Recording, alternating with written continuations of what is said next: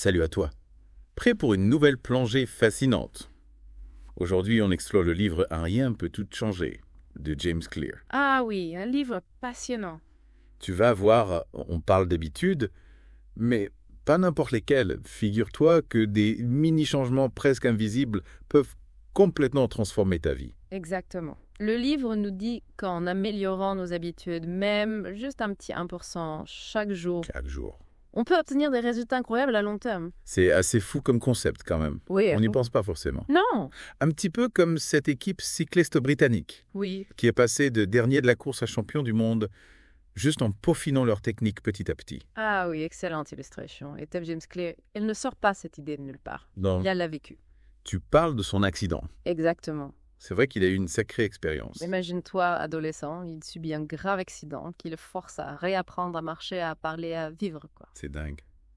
On se demande comment on rebondit après ça. Eh bien, c'est justement pendant sa convalescence qu'il a découvert le pouvoir des petites habitudes.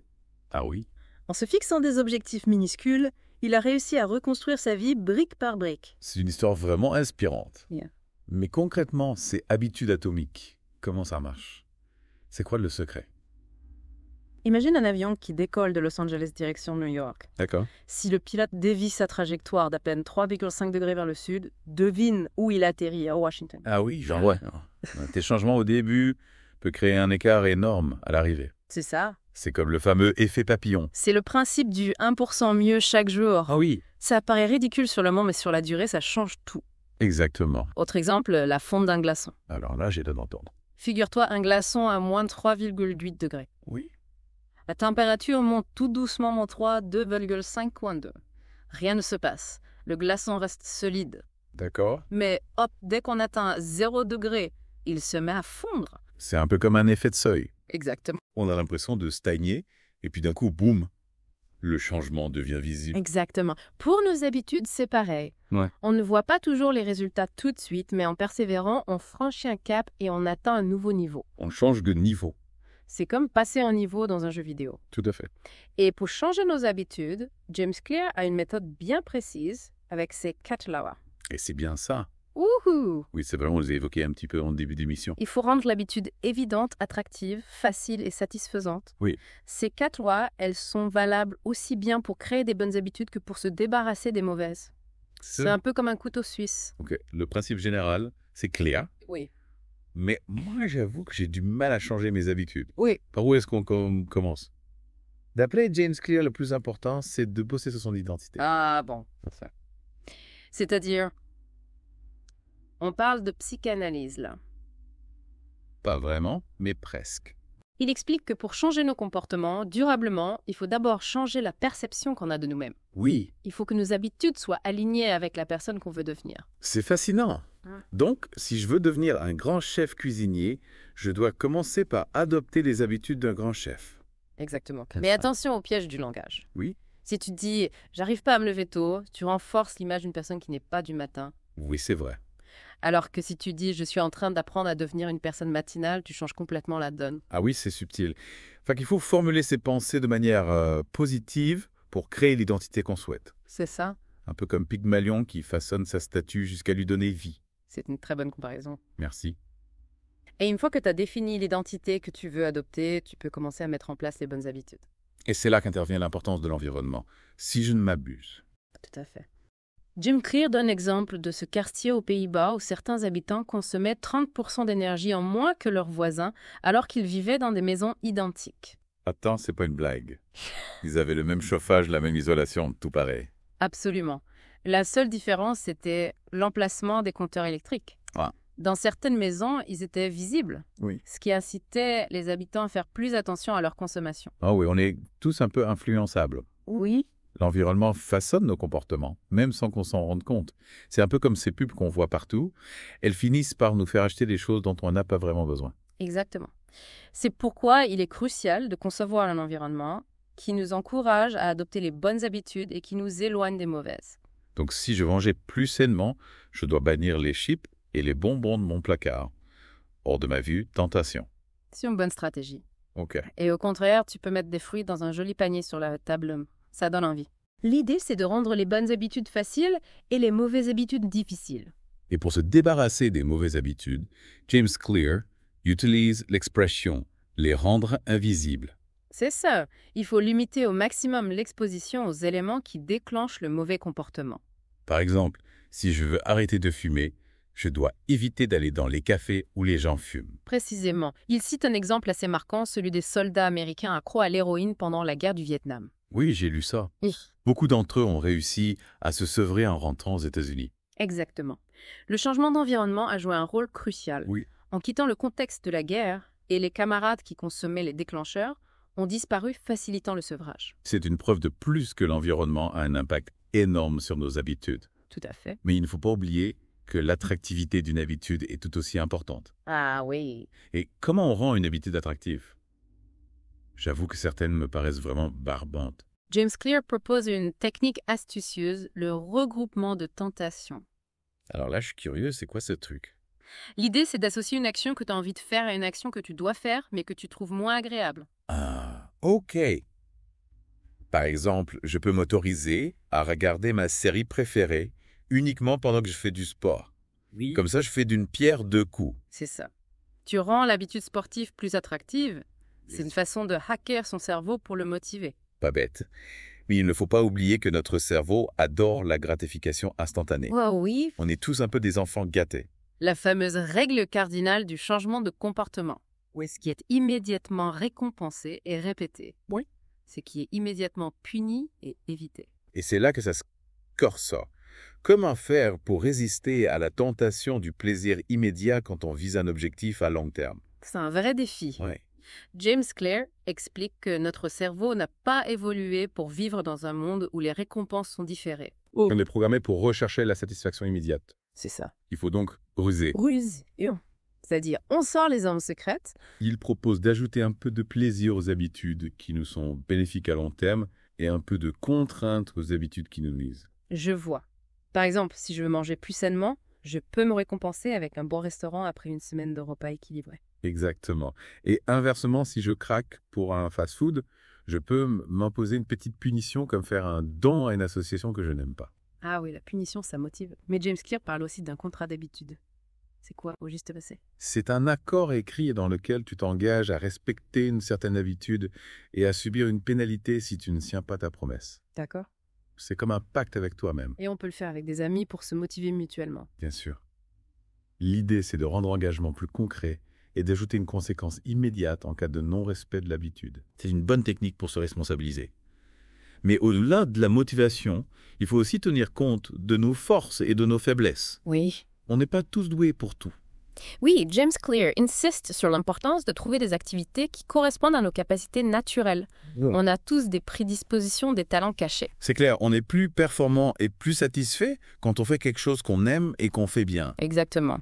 Il donne l'exemple de Michael Phelps, le champion olympique de natation. Bah oui. Avec sa morphologie particulière, il était prédisposé à exceller dans ce sport. D'accord, mais comment on fait pour savoir dans quel domaine on a un potentiel? Il faut expérimenter. Oui. James Clear parle de l'approche exploration-exploitation. Oui. Au début, on explore différentes options, on essaie plein de choses, puis on se concentre sur ce qui nous convient le mieux. D'accord. C'est un peu comme un buffet à volonté, on goûte à tout avant de se réserver de ce qu'on préfère. C'est une bonne stratégie pour découvrir ses talents cachés. Mais une fois qu'on a trouvé la bonne habitude, comment on fait pour la maintenir sur le long terme? On sait tous que la motivation, ça fluctue. Il faut la rendre automatique. Est de cibler. James Clear donne l'exemple de Trendy Smith, un courtier en bourse qui utilisait la stratégie du trombone.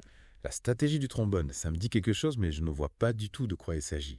Chaque matin, il mettait 120 trombones dans un pot et à chaque appel commercial passé, il déplaçait un trombone dans un autre pot. Ah d'accord, je vois. C'est une façon de visualiser sa progression et de se motiver à atteindre son objectif. Un peu comme un compteur de pas, mais version vintage. Exactement. Et ça nous amène à un point essentiel, l'importance de mesurer ses progrès. Oui, c'est crucial pour rester motivé et ajuster sa stratégie si besoin. Si on ne voit pas où on va, on risque de se perdre en chemin. James Clear recommande de faire un bilan régulier de ses habitudes. Il conseille de se poser 3 questions. Qu'est-ce qui a bien fonctionné? Qu'est-ce qui n'a pas fonctionné? Qu'ai-je appris? C'est une bonne méthode pour prendre du recul et identifier les axes d'amélioration. Un peu comme un pilote d'avion qui vérifie ses instruments de navigation. Tout à fait. Et n'oublie pas que la clé du succès, c'est la persévérance. C'est vrai, il faut continuer à s'améliorer même quand on a atteint un certain niveau de maîtrise. On n'a jamais fini d'apprendre. Tout à fait. James Clear souligne que les professionnels se distinguent des amateurs par leur capacité à respecter un programme, même quand la motivation baisse. C'est la différence entre la discipline et l'enthousiasme. L'enthousiasme, c'est le feu de paille. La discipline, c'est le charbon qui brûle longtemps. Excellente image. Et pour rester discipliné, il faut trouver son pourquoi. Pourquoi est-ce que je veux adopter cette habitude? Quel est mon objectif final? Ah oui, la fameuse question du pourquoi. Si on a une raison profonde et motivante, on n'est plus à même de surmonter les obstacles. On devient un peu comme un explorateur qui part à la conquête d'un nouveau monde. C'est une belle comparaison. Et c'est ce qui nous permettra de transformer nos habitudes en un véritable moteur de réussite. Mais on en a beaucoup parlé. Est-ce qu'on pourrait revenir un peu plus en détail sur la notion de satisfaction, une des 4 lois, pour ancrer une nouvelle habitude? On est plus enclin à répéter un comportement quand il est associé à une sensation agréable. C'est bien ça. Exactement. Notre cerveau est câblé pour rechercher le plaisir et éviter la douleur. C'est comme un petit animal qui cherche sa récompense. Mais là où ça se complique, c'est que le coût de nos mauvaises habitudes, on le paie dans le futur, alors que les récompenses, elles sont immédiates. Par exemple, si je me goiffre du chocolat, je ressens du plaisir immédiatement. Mais les kilos en trop, eux, ne se manifestent que plus tard. C'est un peu injuste. Et inversement, les bénéfices d'une bonne habitude comme le sport ne se font sentir qu'à long terme, alors que l'effort, lui, est immédiat. Pas facile de résister à la tentation quand on sait ça. On a l'impression de se faire avoir par son propre cerveau. Et heureusement, il existe des astuces pour rendre les bonnes habitudes plus satisfaisantes.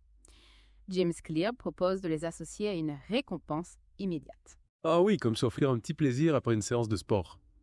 Un massage, un bon bain chaud, ce genre de choses. C'est ça, l'idée c'est de créer une association positive dans notre cerveau entre l'habitude et la récompense. Et pour les mauvaises habitudes, on peut utiliser le principe inverse, c'est-à-dire les associer à une conséquence négative immédiate. Un peu comme un enfant qui reçoit une punition quand il fait une bêtise. Exactement. James Clear donne l'exemple du contrat d'habitude avec des pénalités financières en cas de non-respect de l'engagement. C'est radical, mais ça peut être efficace pour certaines personnes. Oui, ça motive. Mais il parle aussi de l'importance de la répétition pour ancrer une habitude dans notre cerveau. C'est un peu comme apprendre une poésie, il faut la réciter plusieurs fois pour la retenir. Tout à fait. Plus on répète une action, plus les connexions neuronales se renforcent et plus l'habitude devient automatique. C'est le principe de la loi de Hebb. Les neurones qui s'activent ensemble se connectent ensemble. Donc si je veux devenir un lève-tôt, je dois me forcer à me lever tôt tous les jours, même si c'est difficile au début. C'est comme un muscle, il faut l'entraîner. C'est ça. Au fil du temps, l'effort deviendra de plus en plus facile et l'habitude finira par s'ancrer dans votre routine. C'est comme créer un sentier dans la forêt. Au début, il faut se frayer un chemin, mais à force de passer par là, le sentier devient de plus en plus visible et facile à emprunter. C'est une belle image. Mais il ne faut pas oublier que notre cerveau a tendance à choisir la facilité. C'est ce que James Clear appelle la loi du moindre effort. On est tous un peu paresseux au fond. Absolument, oui. Notre cerveau est programmé pour économiser son énergie. Il est donc important de rendre les bonnes habitudes faciles à adopter et les mauvaises habitudes difficiles à maintenir. Donc si je veux faire plus de sport, je dois préparer mes vêtements de sport la veille et les mettre bien en évidence. Comme ça, je n'ai plus d'excuses. Exactement. Et inversement, si tu veux passer moins de temps sur les réseaux sociaux, tu peux supprimer les applications de ton téléphone. L'idée, c'est de modifier son environnement pour influencer ses comportements. C'est un peu comme jouer aux échecs, on anticipe les coups de l'adversaire. C'est qu'astucieux, mais James Clear parle aussi de l'importance de l'automatisation pour installer durablement les bonnes habitudes. On utilise la technologie pour nous simplifier la vie. Oui, il s'agit d'utiliser la technologie à notre avantage. Par exemple, on peut programmer des rappels sur son téléphone pour prendre ses médicaments, programmer des virements automatiques pour épargner ou encore utiliser des applications pour suivre son alimentation. Ah oui, c'est pratique. On délègue la gestion de certaines habitudes à la technologie pour ne plus avoir à y penser. C'est comme avoir un assistant personnel. Précisément. Et ça nous libère de l'énergie mentale pour nous concentrer sur d'autres tâches plus importantes. Mais James Clear met en garde contre les dangers de l'automatisation excessive. On risque de devenir des robots. Oui, il explique que la technologie peut aussi nous rendre passifs et nous enfermer dans une routine aliénante. Il faut donc l'utiliser avec discernement et s'assurer qu'elle reste au service de nos objectifs et non l'inverse. C'est un point important. La technologie est un outil puissant, mais il faut savoir la maîtriser pour en tirer le meilleur parti. C'est comme le feu, ça peut nous réchauffer ou nous brûler. Absolument. Et n'oublions pas que la motivation est un facteur clé pour changer ses habitudes. James Clear souligne l'importance de trouver son pourquoi. Oui, pourquoi est-ce que je veux adopter cette nouvelle habitude? Quel est mon objectif final? Si on a une raison profonde et motivante, on n'est plus à même de persévérer, même quand les choses se compliquent. On devient un peu comme un alpiniste qui gravit une montagne, il ne lâche rien, même quand le vent souffle fort. C'est ça. Et il donne un exemple intéressant de celui de Steve Martin, le célèbre acteur et humoriste américain. Ah oui, il a commencé sa carrière comme magicien, c'est ça. Exactement. Et il a passé des années à perfectionner son art, à se produire dans des petits clubs devant un public peu nombreux et pas toujours attentif. Pas très motivant comme début de carrière. On se demande comment il a fait pour tenir le coup. Oui, mais il avait un objectif clair, devenir un grand comique. Et cette vision l'a aidé à surmonter les moments de doute et de découragement. C'est comme un phare qui guide un bateau dans la nuit. C'est une belle leçon de persévérance. Mais James Clear insiste aussi sur l'importance de l'équilibre entre le défi et la compétence. Oui, il explique que nous sommes plus motivés quand nous sommes confrontés à des tâches qui sont à la limite de nos capacités. C'est ce qu'il appelle le principe de boucle d'or. C'est-à-dire, je connais l'histoire de Boucle d'Or et les 3 ours, mais je ne vois pas le rapport. Si la tâche est trop facile, on s'ennuie. Si elle est trop difficile, on se décourage. Il faut trouver le juste milieu, là où on est suffisamment stimulé pour progresser, sans se sentir dépassé. C'est comme apprendre à faire du vélo. Au début, c'est difficile de trouver son équilibre, mais une fois qu'on maîtrise les bases, on prend plaisir à rouler de plus en plus vite et de plus en plus loin. Exactement. Et c'est pareil pour nos habitudes.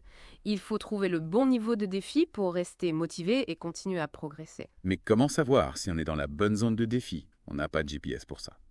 James Clear propose de se poser la question suivante. Est-ce que j'ai 50% de chances de réussir cette tâche? Oh oui, c'est une bonne mesure. Si on réussit trop facilement, c'est que le défi n'est pas assez important. Si on échoue systématiquement, c'est qu'il faut revoir ses ambitions à la baisse. Tout à fait. L'idée, c'est de se maintenir dans une zone d'apprentissage optimale, là où on est suffisamment stimulé pour progresser sans se sentir frustré. C'est une approche intelligente. Mais James Clear parle aussi de l'importance de se fixer des objectifs ambitieux, même si cela implique de sortir de sa zone de confort. Oui, il explique que se fixer des objectifs audacieux nous pousse à donner le meilleur de nous-mêmes, à développer notre potentiel. On vise la Lune comme ça, même si on rate, on atterrit dans les étoiles. Mais attention à ne pas viser trop haut et se décourager en cours de route, on n'est pas tous des super-héros. C'est vrai, il faut trouver un équilibre entre l'ambition et le réalisme. James Clear recommande de décomposer ses grands objectifs en petites étapes plus faciles à gérer. C'est la technique des petits pas. On avance progressivement vers son objectif final en se fixant des défis intermédiaires plus accessibles. C'est comme un escalier, on monte marche par marche. Exactement. Et chaque petite victoire nous donne un sentiment de satisfaction et nous encourage à continuer. C'est une bonne stratégie pour rester motivé et éviter de se laisser submerger par l'ampleur de la tâche. On ne mange pas un éléphant en une seule bouchée. Absolument. Et n'oublions pas que l'échec fait partie du processus d'apprentissage. James Clear encourage à ne pas avoir peur de faire des erreurs et à tirer les leçons de ces échecs. C'est vrai. Ce sont nos erreurs qui nous permettent d'apprendre et de progresser. L'important, c'est de ne pas se décourager et de persévérer. Même quand on trébuche, on apprend à marcher en tombant. Tout à fait. Et c'est ce qui nous amène à un point essentiel, l'importance de la persévérance. Oui, la persévérance, c'est le moteur de la réussite. C'est celle qui nous permet de transformer nos rêves en réalité. Mais comment faire pour rester motivé et persévérer quand on rencontre des obstacles au hustle? James Clear donne plusieurs conseils pour maintenir le cap. Il recommande notamment de s'entourer de personnes positives et inspirantes. Ah oui, l'entourage joue un rôle important. Si on est entouré de personnes qui nous soutiennent et qui croient en nous, on est plus à même de persévérer et de réaliser nos objectifs. C'est comme un arbre, il a besoin de bonnes racines pour grandir. Exactement. Et inversement, si on est entouré de personnes négatives et critiques, on risque de se décourager et d'abandonner nos rêves. C'est comme une plante qui manque d'eau. Elle finit par flore, Satan ne précède. C'est pourquoi il est important de choisir son entourage avec soin. Mais James Clear parle aussi de l'importance de célébrer ses succès, même les plus petits. Oui, il explique que se récompenser pour ses efforts, même modestes, nous aide à rester motivés et à ancrer les bonnes habitudes dans notre routine. C'est comme un petit coup de pouce pour notre cerveau. On lui envoie le message que nos efforts sont importants et qu'ils méritent d'être reconnus. Précisément. Et ça nous donne l'énergie de continuer à avancer sur le chemin de la réussite. Mais n'oublions pas que la persévérance n'est pas synonyme d'obstination. Il faut aussi savoir s'adapter et changer de stratégie quand les choses ne fonctionnent pas. Tout à fait. James Clear encourage à faire preuve de flexibilité et à ajuster son approche en fonction des résultats obtenus. C'est la différence entre la persévérance et la rigidité. La persévérance, c'est continuer à avancer, même quand on rencontre des obstacles.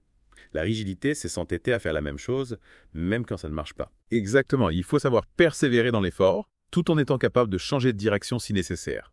C'est comme un navigateur, il doit tenir compte des vents et des courants pour arriver à destination. C'est une nuance importante.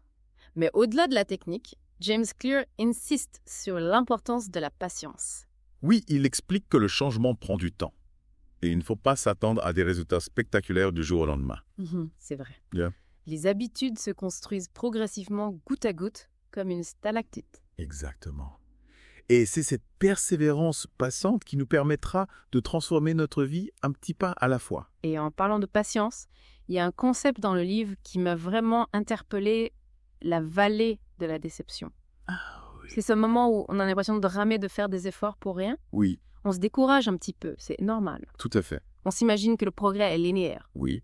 Alors qu'en réalité, les résultats de nos efforts, ils apparaissent souvent après un certain temps. Exactement. Parfois des mois, voire des années plus tard. On est un peu comme des jardiniers. On plante des graines et on attend patiemment qu'elles germent. C'est la meilleure image. Voilà. On ne voit rien pendant un moment, mais sous la terre, la graine, elle travaille, elle développe ses racines, Oui. et puis un jour, surprise, la plante sort de terre. Mais comment faire pour ne pas baisser les bras pendant cette période de latence, quand on a l'impression de pédaler dans le vide? James Clear recommande de se concentrer sur le processus plutôt que sur le résultat final, D'accord. au lieu de se focaliser sur le nombre de kilos perdus. Oui. Il faut se concentrer sur le fait de manger sainement et de faire du sport régulièrement. Oui. C'est comme un marathon. Oui. On ne pense pas à la ligne d'arrivée à chaque foulée. On se concentre sur le prochain pas.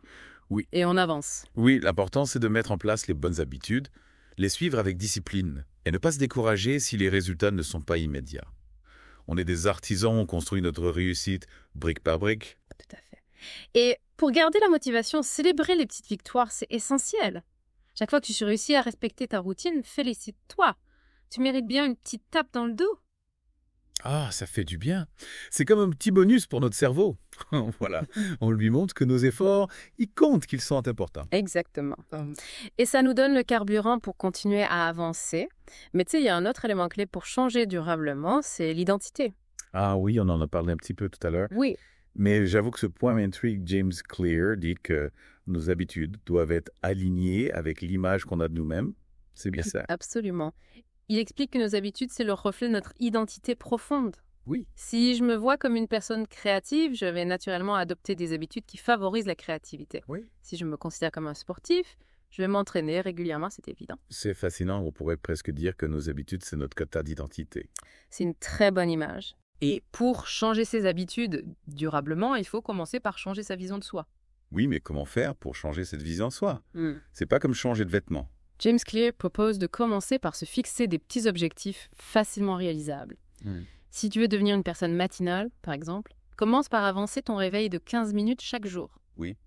C'est petit, mais c'est déjà un grand pas. L'idée, c'est de créer une spirale positive, c'est ça. Chaque petit succès renforce notre confiance en nous et on a envie d'aller plus loin. C'est exactement ça. Et au fur et à mesure que nos habitudes changent, notre identité se transforme également. On devient la meilleure version de nous-mêmes. C'est vraiment un processus passionnant. Mais James Clear met en garde contre un piège assez courant, la procrastination. Ah oui, la procrastination. C'est Seulement ce qui nous empêche d'avancer, qui nous fait remettre une chose importante à plus tard. tout à fait. C'est souvent le résultat d'une mauvaise gestion du temps et des priorités. On a tendance à privilégier les tâches urgentes, mais pas forcément importantes, au détriment des tâches importantes, mais pas urgentes. C'est comme si on éteignait des petits feux de camp pendant qu'un incendie se déclare dans notre dos. Excellente image. Ouais. Et c'est comme ça qu'on se retrouve à courir après la montre en permanence au lieu de se consacrer à ses projets personnels, ceux qui nous font vraiment vibrer. Pas très épanouissant comme mode de vie. Heureusement, James Clear a quelques astuces pour dompter ce monstre de la procrastination. Oui, il recommande notamment de planifier ses journées, de se fixer des deadlines pour chaque tâche. D'accord. C'est comme avoir un emploi du temps, ça nous permet de structurer notre temps et de ne pas nous laisser déborder. L'idée, c'est de reprendre le contrôle de son temps, de ne plus le subir. Exactement. Et il est important de commencer par les tâches les plus importantes, même si elles ne sont pas les plus agréables. Oui. C'est la fameuse règle des J1020. Oui, 80% des résultats proviennent de 20% des efforts. c'est ça. Il faut se concentrer sur les actions qui ont le plus d'impact. C'est comme un chef d'orchestre. Il se concentre sur les instruments qui donnent la mélodie principale. Tout à fait. Et pour conclure en beauté, cette plongée dans l'univers fascinant des habitudes, James Clear nous invite à ne pas sous-estimer le pouvoir des petits changements.